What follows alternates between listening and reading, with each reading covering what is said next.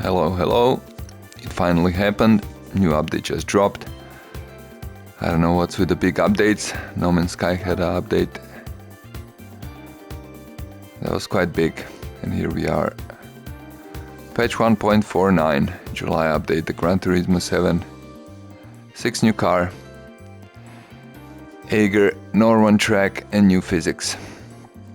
Let's read about it. The following is a list of contents included in the update 1.49 for Gran Turismo to be implemented on July 25th. Alright. Let's zoom in. So, first updated physics simulation model enhances the experience. The car physics simulation model will undergo a significant transformation. This update introduces new suspension physics and refined tire calculation, resulting in more natural weight shifting during cornering. Also, tire response will be enhanced, offering more realistic heating and wear. Anticipate more dynamic car movements and refined driving experience. Okay, cool. So as we expected, suspension and tires could be quite big. French tire maker Michelin featured.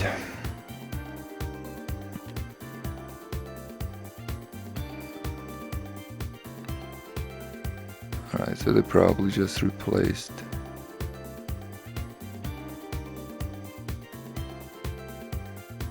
tires of Michelin. Michelin designs will be featured on tires sold at the tuning shop as well as on standard tires fitted to each car, excluding certain vehicles. Alright. 6 new cars, including legendary sports and supercar concept, joined the lineup. BMW M3 97, Ferrari 430 Scuderia from 2007.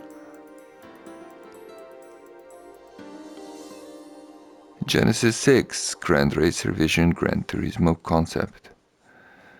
With that big ass spoiler. Might even be drivable now, we'll see. Lamborghini Gallardo LP 564 from 2008.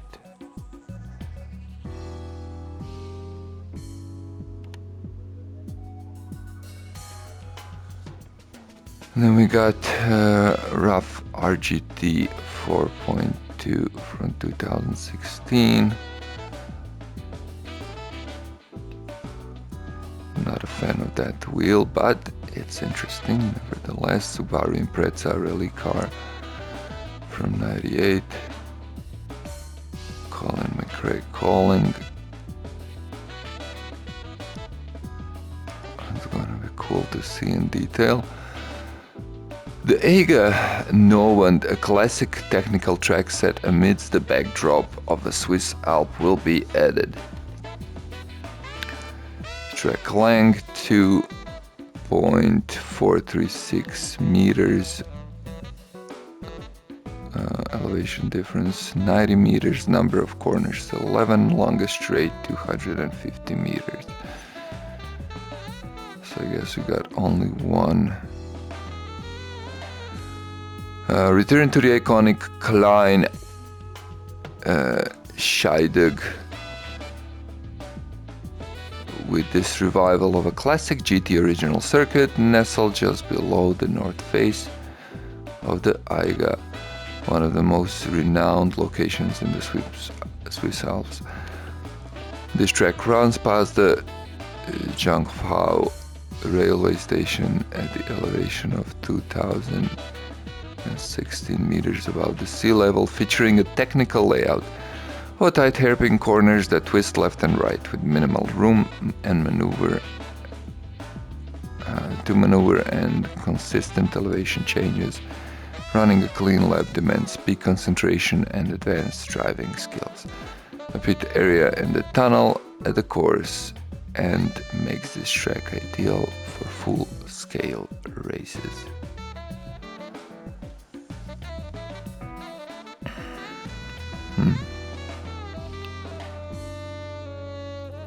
So I guess it's only one layout, which is such a shame, but it is what it is. An extra menu will be added to the cafe. Extra menu number 40, collection, McLaren collection, collector level 50. Okay. Oof.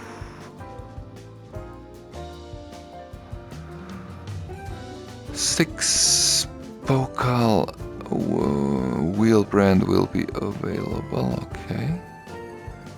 So it's a new wheel manufacturer. Pretty uneventful looking, but yeah, the one pictured here actually looks quite original compared to others.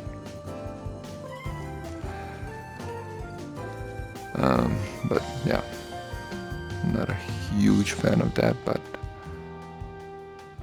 I guess more customization is always welcome. So 7 new World Circuits events join the list. The following events will be added to World Circuit: European Sunday Cup, 50 Jimny Cup, World Rally Challenge, GRB, Ferrari Circuit Challenge, World Touring Cars 600. 8 sample more Gran Turismo Sophie capable tracks, the next generation compatible tracks, the next generation racing AI agent. Gran Turismo Sophie is now available on the following courses. Look for the Sophie icon in the quick race menu on each track to test your skills against Sophie. So we got Nürburgring 24 hours. Which is so weird, they train it on 24 hours but not on Nordschleife. I mean, this is, I guess, better. Just overall, but one would expect they would combine Grand Prix and Nordschleife separately as well. I don't know. Autodrome Lago Maggiore full course. Okay. And then the EGA will be featured curation in spaces. Okay. That's very interesting. We'll have some real shots from that area as well, so thank you for your loyal support, and we hope you continue to enjoy Gran Turismo 7. Alright, let's read on details. Is there something else here? Not gonna read everything.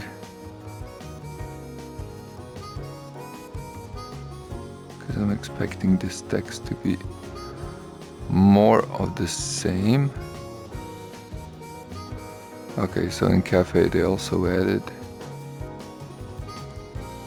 new conversations, mostly for Mazdas, from Ikuo Maeda. Brand Central, the following brand has been added to Museum: Volvo and Subaru.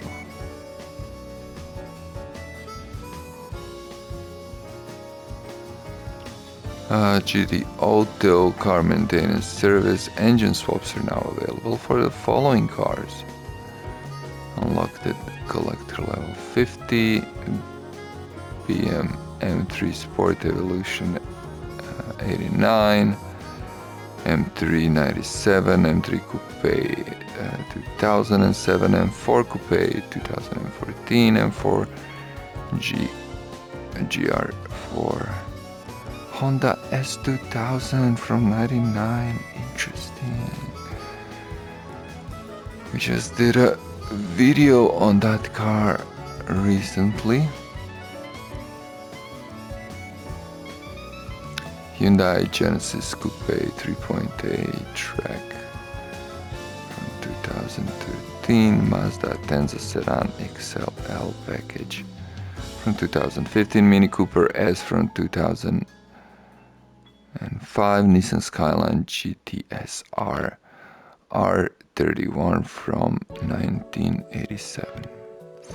Car customization. The following brand has been added to wheels. Okay. Pokal Custom Felgen. 8 new wheels.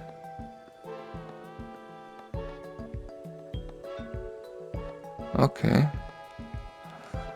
We got 8 new wheels added for the following brand work. I haven't even noticed that's there. The following brands have been added to preset decals in the livery editor. Pokal Custom Felgen and the Czech Shop.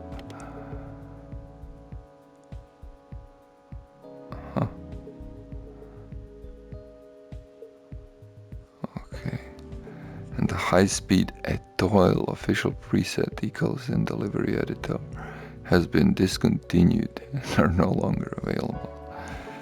Somebody didn't pay their bills.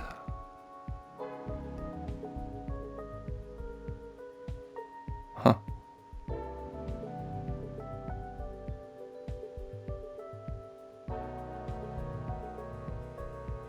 Interesting. Anyway, it says here, save styles that use these official decals will remain available to edit and save with the decals intact after the end of this service. That's fair. Showcase saved styles that use these decals and have been made available will remain available, yeah. Understood. Replays added a SIG bar where the playback point can be selected. That's very interesting, yeah. I was actually hoping they will do that with time.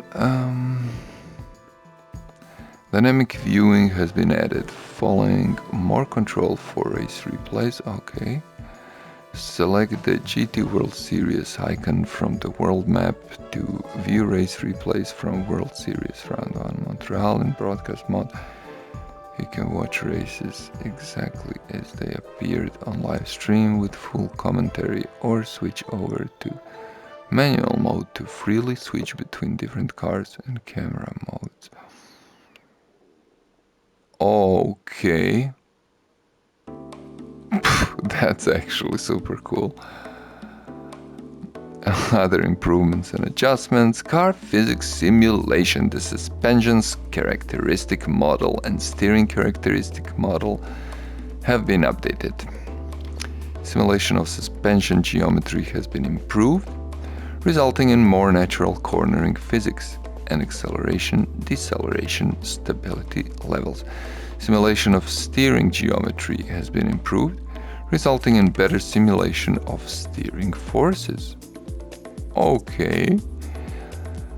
Damper attenuation characteristics have been adjusted, resulting in more natural physics on road bumps and curves. The tire physical calculation model has been updated. Turning stability on low-speed corners and curbs has been improved. Very interesting. Surface resistance, rolling resistance has been optimized. Heat and wear characteristics have been adjusted on racing tires. Okay.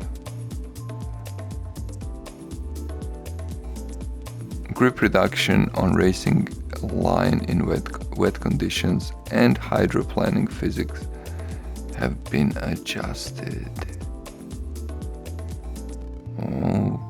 Okay. Okay.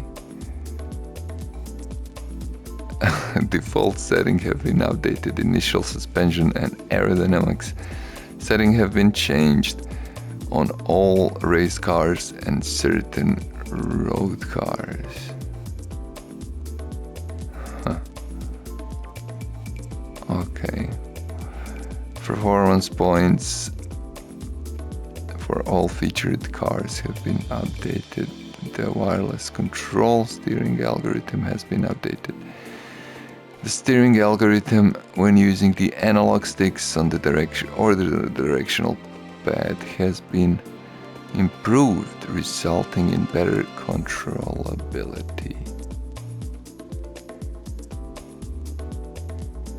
Controller characteristics for steering wheels have been updated. The force feedback algorithm has been adjusted, allowing devices to use their full torque range.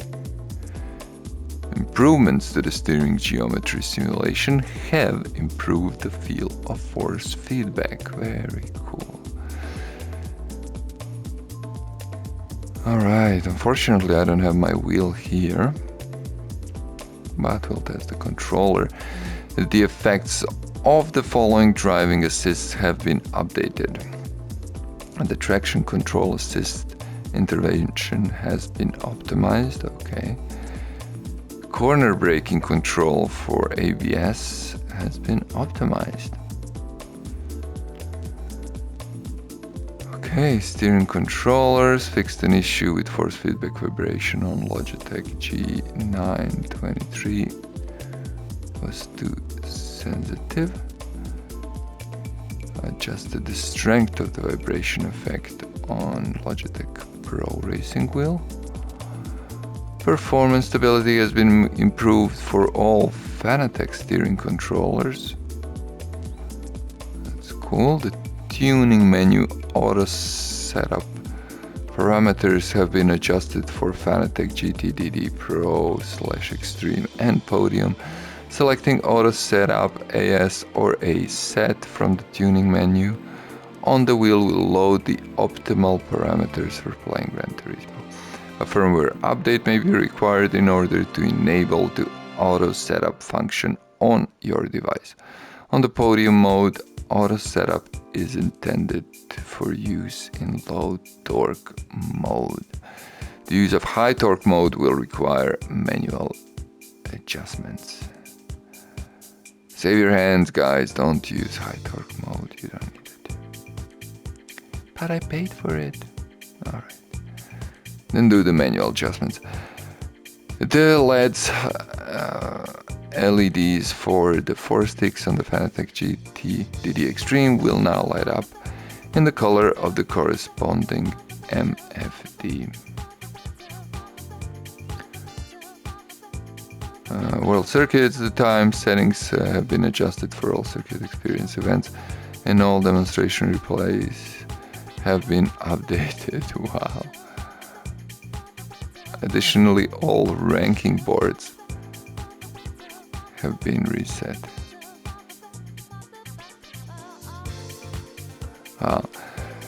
So actually, if one has saved replays from old world circuits, that would be a great head-to-head comparison now. Licenses. Time settings have been adjusted for all license events, and all demonstration replays have been updated. Additional ranks. Missions, all ranking boards have been reset. The difficulty level has been adjusted for the following event: Tsukuba Circuit 1 hour. Alright. Let me just real quick see the whole text. It's pretty much the same in this. Alright. Fix various text localization issues. Okay.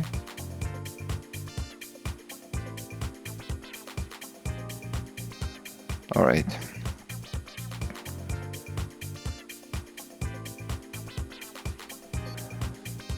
Seems to be pretty much the same. Last but not least, the new Genesis X Grand Racer Vision Gran Turismo concept embodies the brand's iconic athletic elegance design philosophy.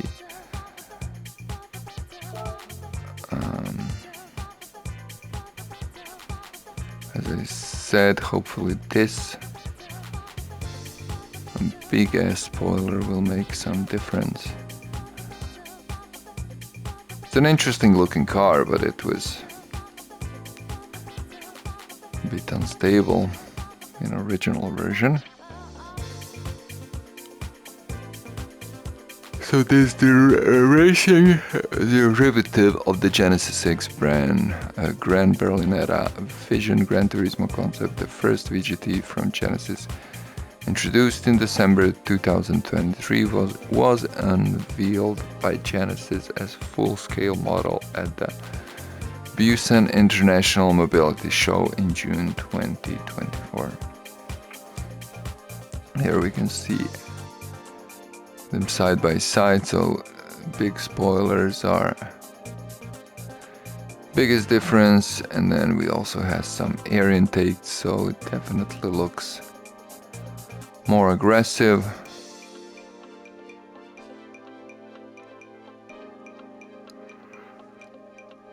Than original.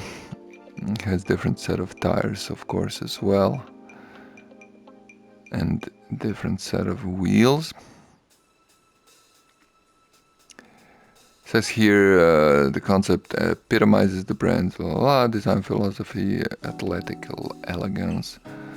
Within Genesis portfolio, it achieves remarkable downforce through its meticulously optimized aerodynamic design, which includes a striking wing, active aerodynamics, a flat floor, front and rear diffusers, canarets, and gurney flaps.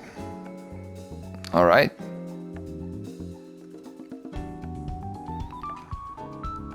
The stylish racer corners, powered by the same front mid-mounted Lambda 2 V6 engine, found in the Berlinetta, electrically assisted by Genesis ESC technology. The Grand Racer also features a more powerful electric motor, resulting in a system total output of 1,540 horsepower, close to 500 horsepower more than Berlinetta. Alright, even more power. So, whew. Alright. So I thought it has the same power, but it's gonna be more stable, but there's even more power there. Wonder how that pans out. Vision Gran Turismo is a project in which the world blah blah blah. Okay. That's it.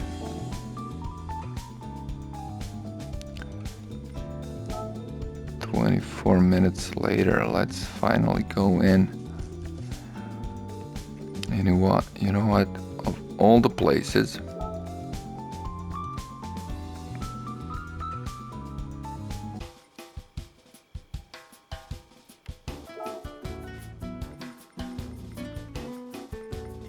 this is...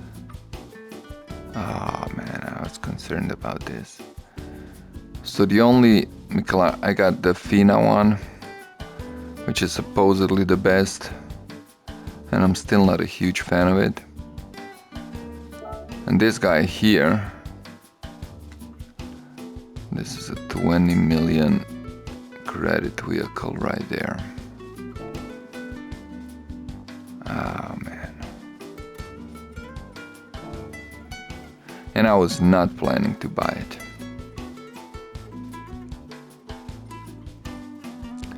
Alright, so let's see this real quick. So this car had 626.57. So if that changed, I guess when we enter 626. No, it's still the same. Alright, let's try it with something else. So, Tomahawk X VGT 1358.91. 1358.91. 1377.64. So that's quite a bit, but the car had a huge amount of performance point from the get-go. So it's almost 20. So it's almost 20 points for this car, which is, if I'm not mistaken, around 1.6% more. All right.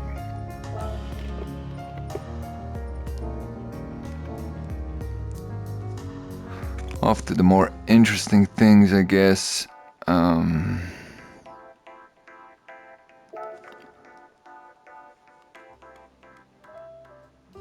And there we go, Subaru Impreza rally car from '98.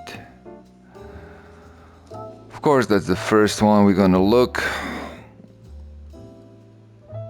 Let's learn more. McKeel says, rallying has a long history spanning over 100 years.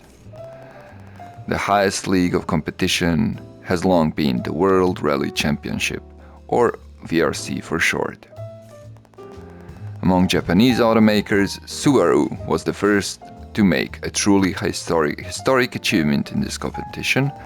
From 1995 to 1997, they won the manufacturer's title 3 years in a row. One of the keys to their 3 consecutive victories was the rally version of the Subaru Impreza.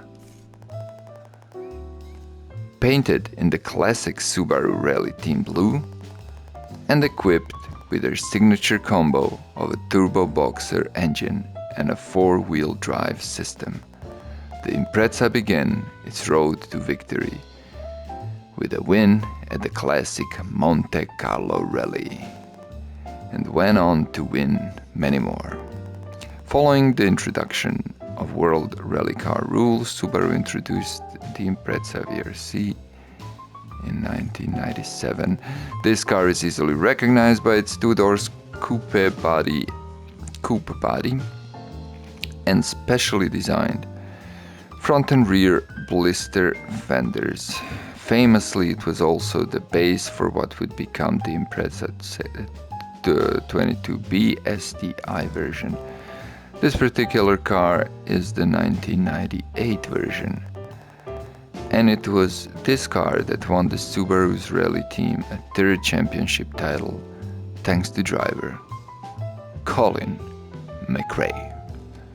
Alright, I was actually feeling kind of anxious at one point, like, will they not mention his name? And there it is.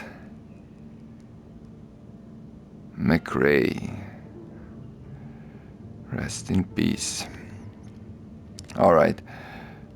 So let's take a little look around the car. Has registration plate as well. Everything is here.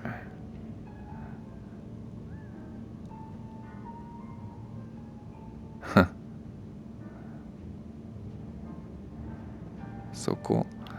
I don't know if all of these brands even exist today, to be honest.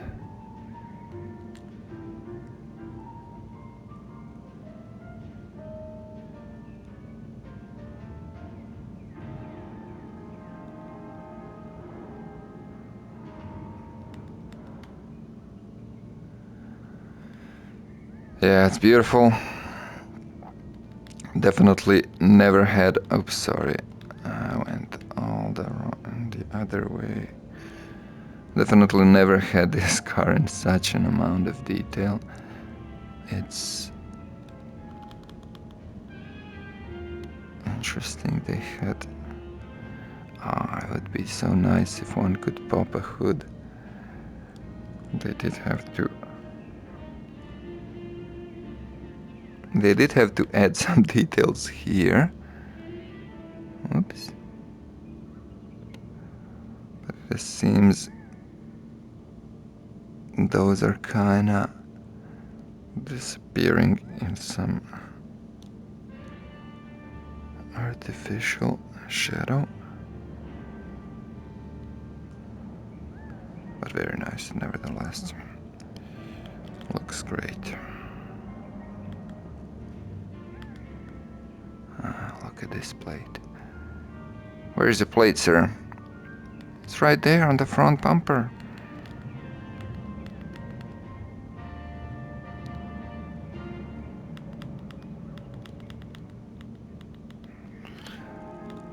Alright, let's go inside. Oh, jeez. Jeez, man.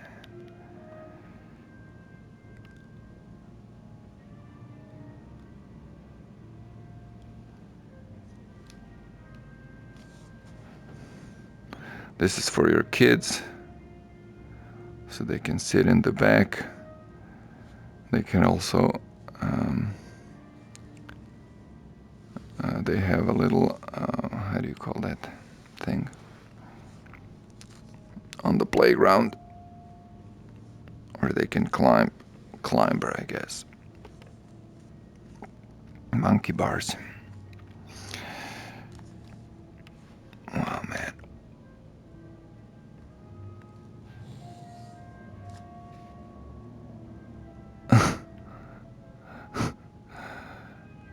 I mean, it's quite cool. This is something calling. Let's see. And of course, N. Grist. I'm not sure his full name, but that was a Collins co-driver that had to survive with him. Let's see what he was looking at.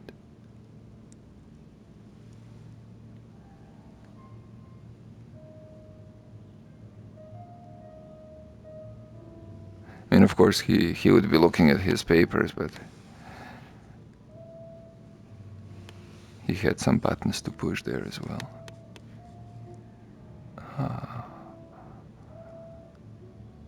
Look at this, this little rear view mirrors. I didn't even notice them from outside. Gonna go and take a look at that.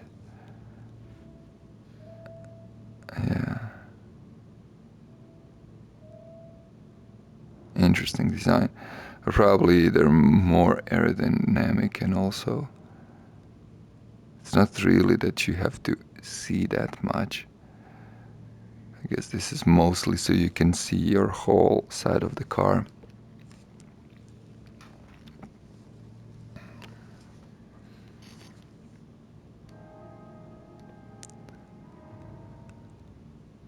Looks pretty much like it's in an airplane.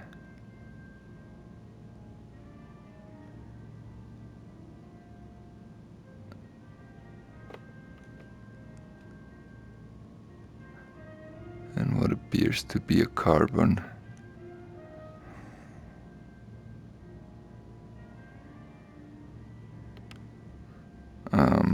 Yeah, dashboard here.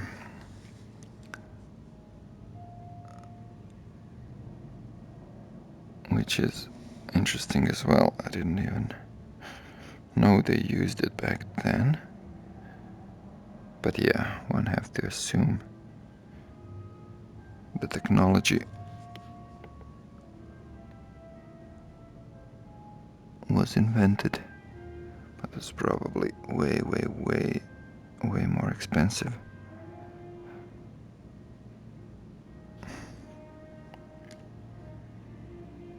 Dude, Wonder how long the training takes to drive this.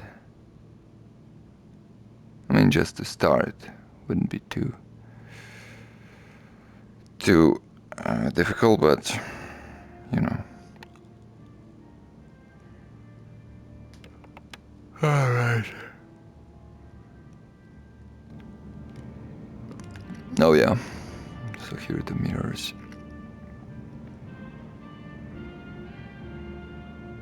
Which actually look like they're made from carbon themselves.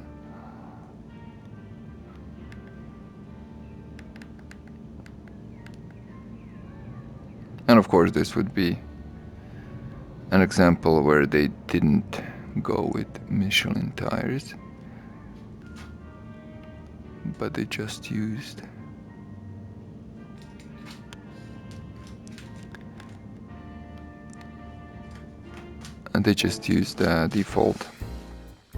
default tires. Sorry, yeah, I got a bit into it. There it is.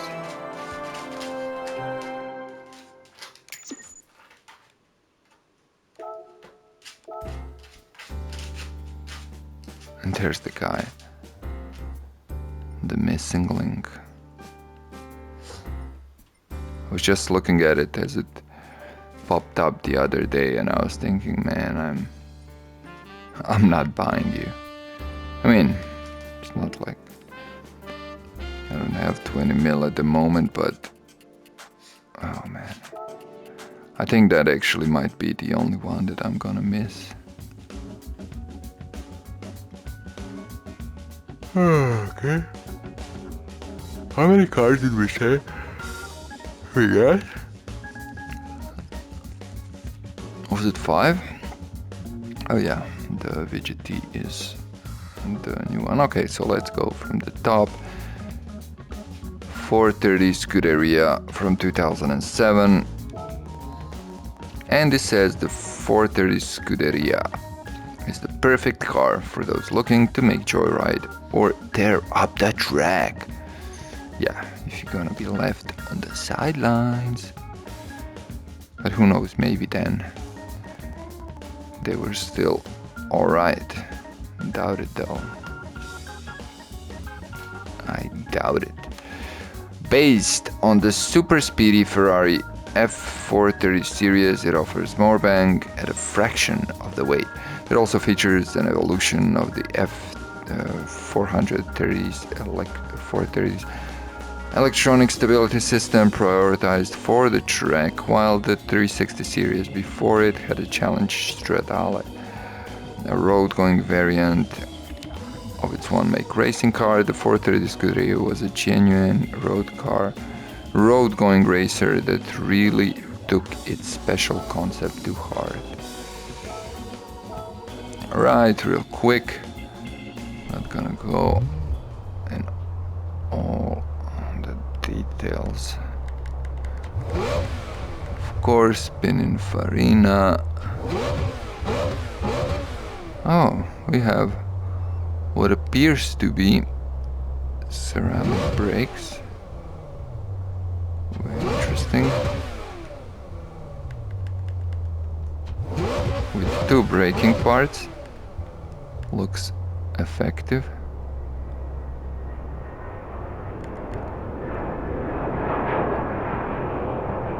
Okay. Beautiful engine. Oh yeah. The sound was beautiful as well.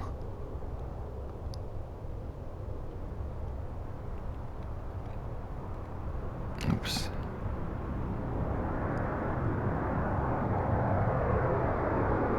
I'm really not a fan of these 2 stripes. I don't know. They strike me as kind of cheap.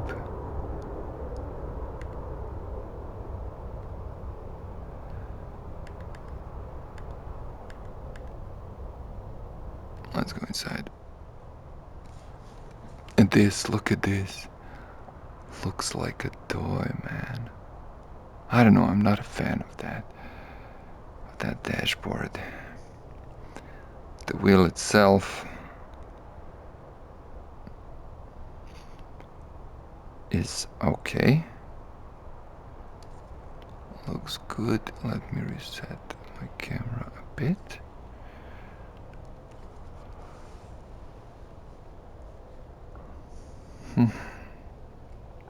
Look, you also have kid space here, but they need to lie down.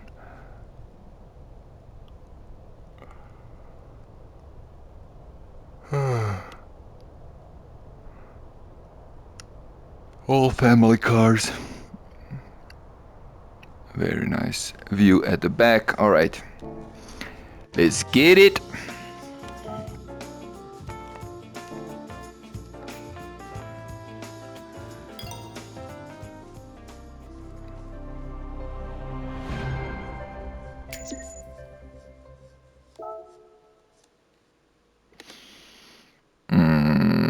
Do I want to change to this car? Now let's change. We can change it later.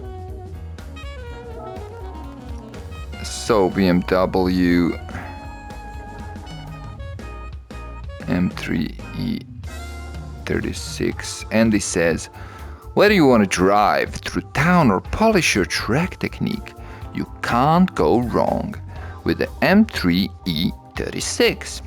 The M3 is best known for its legendary first-gen E30 model, a car built for Group A homologation. This model here is the second-gen E36. It was this generation that introduced BMW's legendary inline 6 engine. What's more, this car is a later model released following a minor change. Its combination of an enlarged 3.2-liter straight 6 engine with a 6-speed MT manual transmission made it rather popular. After all, it offered power and precision at the low revs and exceptional notes at high. Alright, we're about to hear that.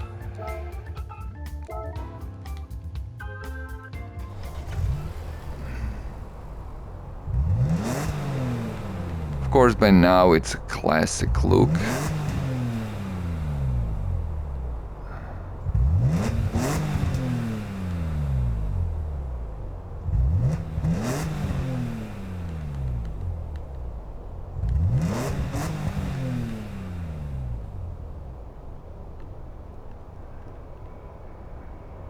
It's a nice embodiment of what the car used to be.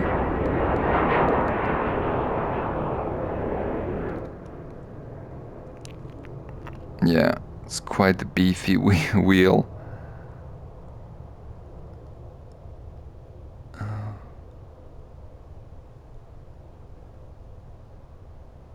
Subtle, but I don't know. I'm not a fan of the red as well, but this red actually on the dashboard is kind of subtle. Oh boy, and look at this.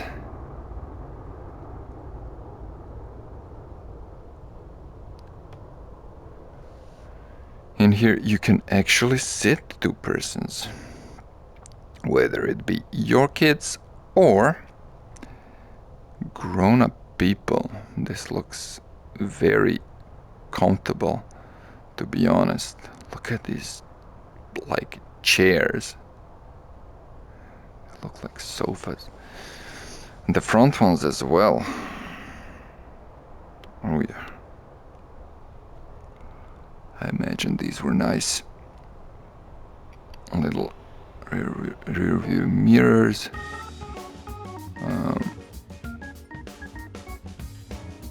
With two legs, how do you call them? Like Ferrari. Anyways, let's get the car.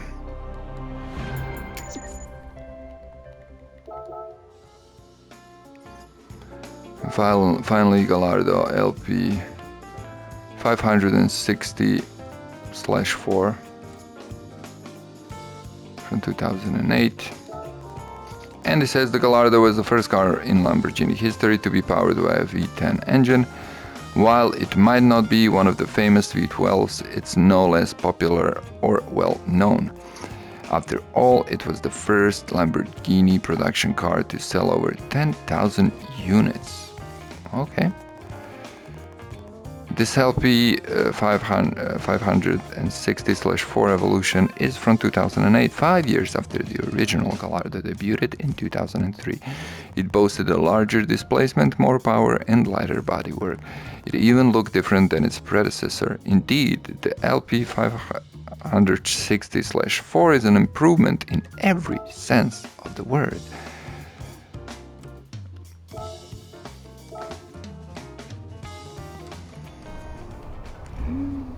And there it is.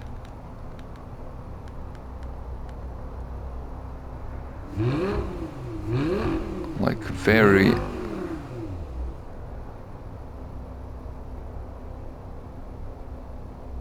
nice and classy. Look at that shape. Like simple, sporty. Like I like that it doesn't actually look too aggressive. It just likes. It just looks like. Look at this. The Ferrari versus Lamborghini. How they managed to.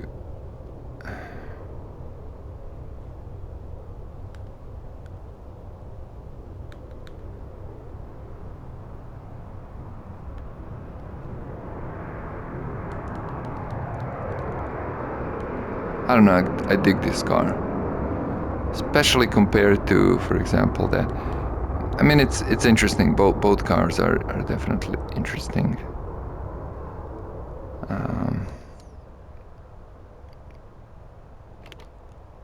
But I kind of like this more than Ferrari, for example. It is a bit more closed up inside, though. But look at this wheel. I would prefer this wheel for sure, and the dashboard. And they're probably from the same era. I'll have to check. And you see your kids here have much higher, how do you say, podium, you know.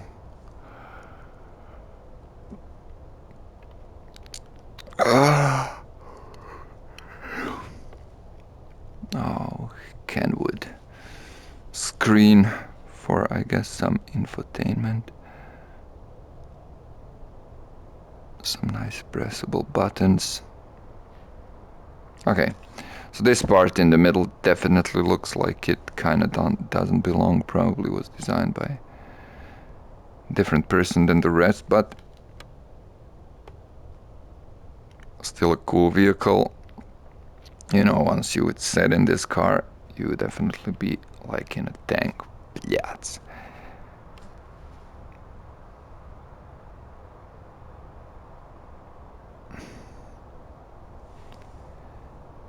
I'm not a huge fan of cars like this from the inside, to be honest. Like, I feel a bit isolated.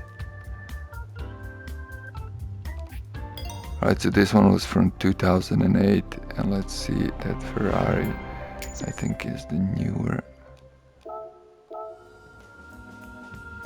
Oh no, it's actually older. So yeah, they're from the same era, from 2007.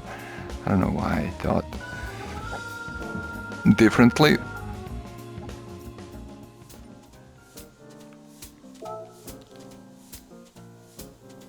And finally, again, last but not least, what am I missing? Oh, and oh, what's new in Ferrari and Lamborghini? Shit. Gotta check this first.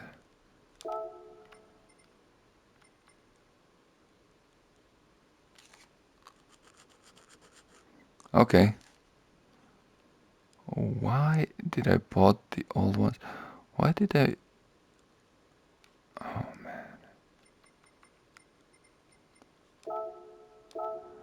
I was skedoodled. Oh, I like this. Blue Abu Dhabi. Yeah, I'm getting that one. For sure. I had no idea they introduced. I like this. This blue and then this little yellow. Oh, look at this. Can you buy it without? No, you can't. Without the stripes. Alright, getting the blue. Yeah, I guess we'll just upgrade the used one. And then drive this one as new.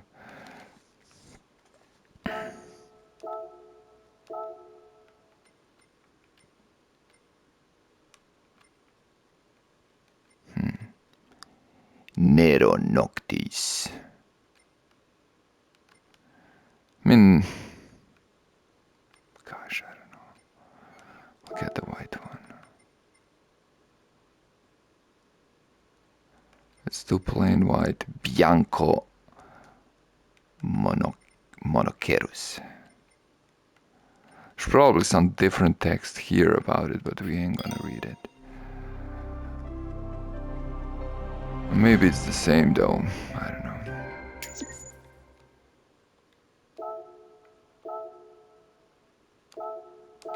I gotta check it now.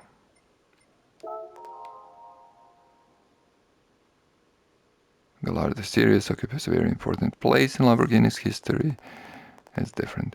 Up to the late 80s, Lamborghini lineup included mid-engine V8 entry model. The difference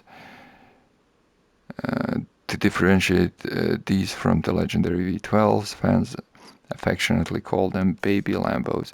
When the Gallardo finally came on the scene, it broke the baby Lambo mold, a mid-engine V12. So this would be a teenager Lambo then. Mid-engine V12 with all four-wheel drive, the Gallardo was distinguished by its chassis performance under the high-power strain. 500 horsepower speed.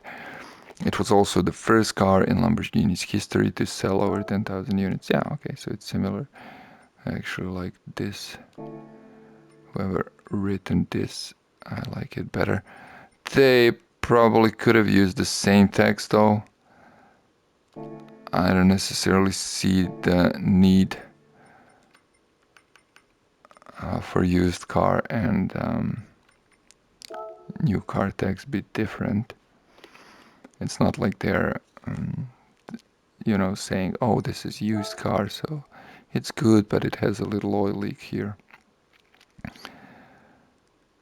And finally, rough RGT 4.2 from 2016. Available in 16 colors. Oh, silver. Ooh, black. Sahara beige. I'm a sucker for Sahara beige. In general, light yellow. Ooh. Ooh, blossom yellow. Look at the yellow. Oh man, they really did their colors. Beautiful colors. Look at this orange. Jeez. And then blood orange, blood orange. Whoa. India red. Man, I'm having goosebumps. I kid you not. These are some beautiful, beautiful colors. Magenta Kariminrot. No, Carminrot, sorry. Beautiful strawberry fries. Nice. I wouldn't call this strawberry though, but it's a beautiful color. It's not a strawberry though. Aubergine.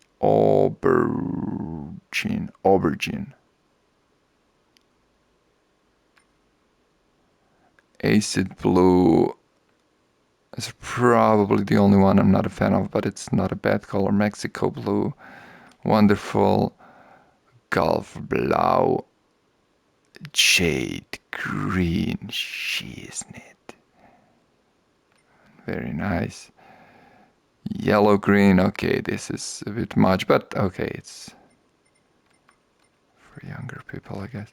Alright, Jade Green, I love. Let's see real quick. Yeah, that's gonna be the one. And that's gonna be the one I go for. Let's learn more about the car. Martin says Roof's RGT series is based on successive generations of Porsche 911 GT3s. Why this wasn't in used cars, for example? Yeah, it's a bit weird. That they're strong and fast should come as no surprise. However, their unique smoothness and palpable precision makes them one of a kind. This RGT 4.2 is based on the 991 series 911 GT3. Its sublime pairing of engine and transmission is a sign of Roof's incontestable expertise. Alright, let's get it.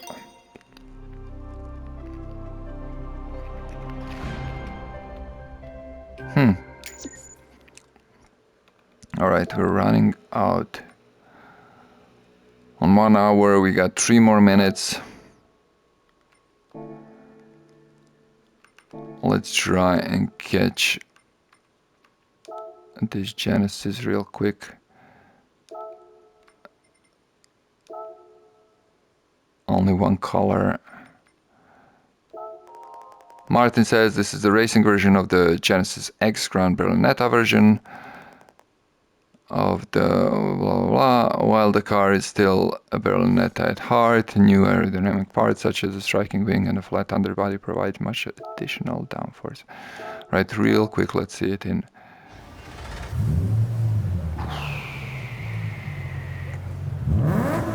Yeah, we actually didn't watch Roof in VR. Yeah, this looks fascinating. Not gonna lie, I like the concept as far as look goes from the get-go.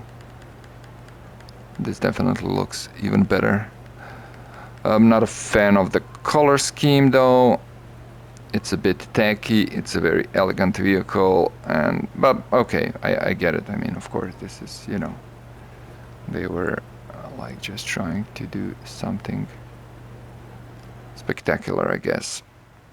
I think they missed the mark a bit with that one. Oh boy. And what's... I guess this is just a placeholder on the right. Yeah. Or it's not. But how would you use this? Anyways, looks cool. It would be interesting to race in the since it still looks very fancy. Oh, we got a compass. I wonder is that because some of these VGT cars will not have. See this, for example, as well. I wonder if it actually works.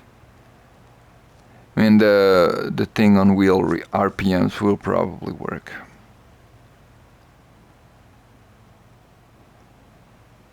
All right. Oh yeah, we got a little display there on the glass as well. You know what? I mean, we got what, 10 more seconds. Anyways, until the next time, I'm definitely gonna do more on this update. Of course, I gotta go and drive all the cars, so check that out if you're interested.